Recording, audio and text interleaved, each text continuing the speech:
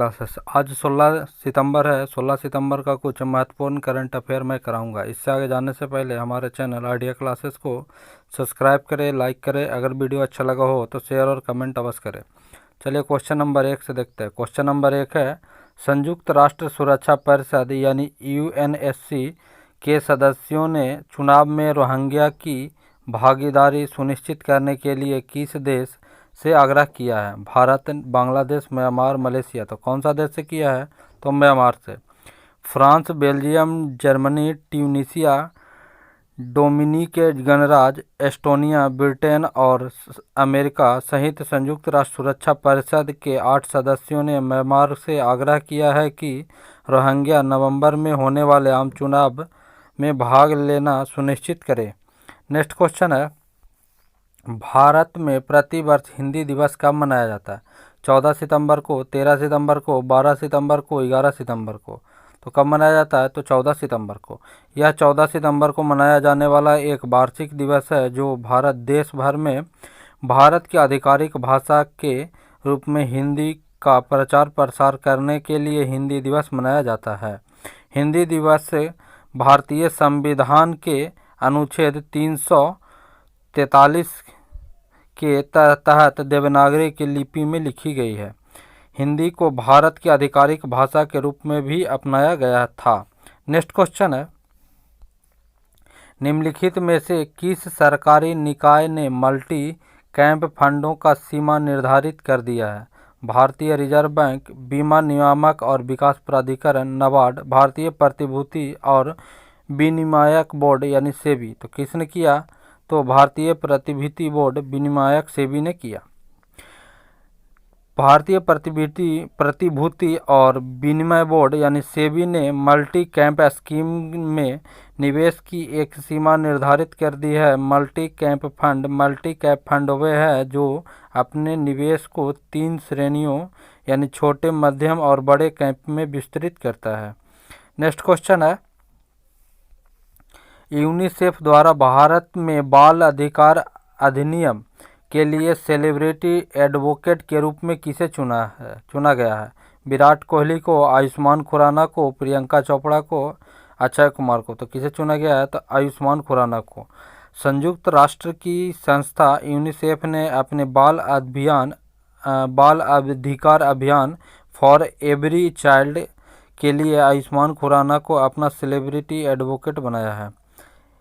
यह विवरण है वह बच्चों के प्रति हिंसा को समाप्त करने की दिशा में खुराना यूनिसेफ की सहायता करेंगे। नेक्स्ट क्वेश्चन है,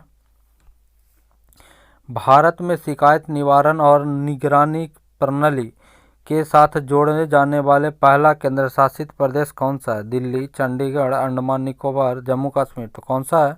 तो जम्मू कश्मीर। जम्मू कश्मीर पहला केंद्र शासित प्रदेश है जिसे शिकायत निवारण और निगरानी प्रणाली के साथ जोड़ा गया है, जो नागरिकों को देश के किसी भी भौगोलिक हिस्से से ऑनलाइन शिकायत दर्ज करने की सुविधा प्रदान करता है। नेक्स्ट क्वेश्चन है, हाल ही में एक अध्ययन के अनुसार निम्नलिखित में से कौन सा बेसिन मीथेन ईंधन का एक उत्कृष्ट स्रोत है? ब्रह्मपुत्र नदी बेसिन, कृष्णा गोदावरी बेसिन, गंगा ब्रह्मपुत्र मेघना नर्मदा नदी बेसिन। तो कौन सा है? तो कृष्णा गोदावरी बेसिन। आग्रह इंस्टीट्यूट भारत सरकार के विज्ञान और प्रौद्योगिकी विभाग का एक स्वतः संस्थान के शोधकर्ताओं द्वारा किए गए एक हालिया अध्ययन में यह पाया गया कि कृष्णा गोदावरी बेसिन में जमा होने वाले मीथेन हाइड्रेट एक समृद्ध स्रोत है जो मीथेन एक प्राकृतिक गैस की प्राप्त आपूर्ति सुनिश्चित करेगा। नेक्स्ट क्वेश्चन है, किस मंत्रालय ने खान मंत्रालय की एनपीवी शुल्क माफी मांग याचिका को खारिज कर दिया है? पर्यावरण, वन और जलवायु परिवर्तन मंत्रालय, कृषि और किसान कल्याण मंत्रालय, पृथ्वी विज्ञान मंत्रालय, भारी उद्योग और सार्वजनिक उद्यम मंत्रालय। तो कौन सा होगा? तो पर्यावरण, वन और जलवायु परिवर्तन मंत्रालय।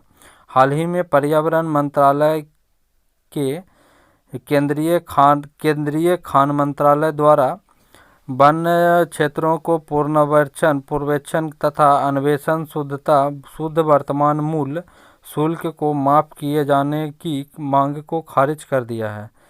एनपीवी क्या है? एनपीवी यह एक मूल्य के मौद्रिक सन्निकट से है जो वन भूमि किसी भाग को नष्ट किए जाने को कारण खो दिया जाता है। नेक्स्ट क्वेश्चन है, निम्नलिखित में से किस संसदीय समिति ने आभासी न्यायालयों द्वारा सुनवाई की कार्यप्रणाली पर अपना रिपोर्ट प्रस्तुत करता है?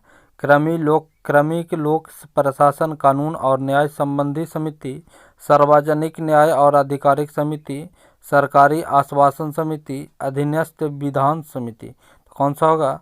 तो क्रमिक लोक प्रशासन कानून और न्याय संबंधी समिति। क्रमिक लोक प्रशासन कानून न्याय संबंधी समिति ने आभासी न्यायालयों द्वारा सुनवाई की कार्यप्रणाली पर अपनी रिपोर्ट प्रस्तुत किया है। विवरण है, कोविड परिदृष्टि के पश्चात भी आभासी न्यायालयों को जारी रखा जाएगा। नेक्स्ट क्वेश्चन है, हाल ही में भारत ने किस देश को आपदा राहत सामग्री की एक खेप सौंपी? बांग्लादेश, नेपाल, भूटान, श्रीलंका। तो किसे सौंपी है? तो नेपाल को। भारत ने नेपाल को आपदा राहत सामग्री की एक खेप सौंपी है। भारत सरकार की तरफ से भारतीय दूतावास मिशन की उप मुख्य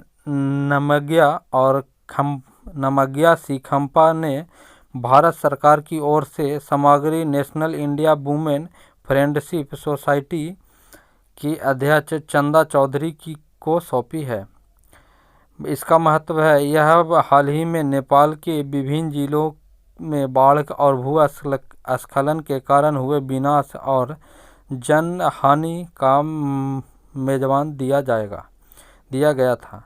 अगर हमारा वीडियो अच्छा लगा हो तो लाइक, शेयर और कमेंट अवश्य करें। अगर हमारे चैनल पर नए हो तो सब्सक्राइब अवश्य करें।